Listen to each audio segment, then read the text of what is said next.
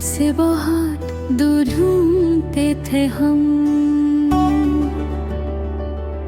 किसी के ध्यान में कुछ दिन को जा बसे थे हम।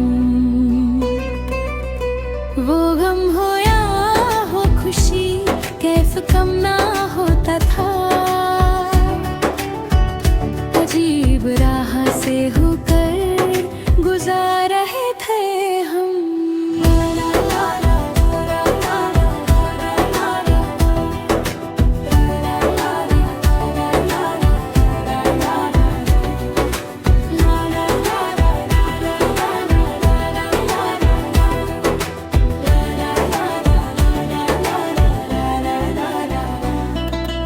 बहुत अजीज थे हमको हमारे दोस्त, मगर एक अजनबी के लिए सबसे छूट गए थे हम।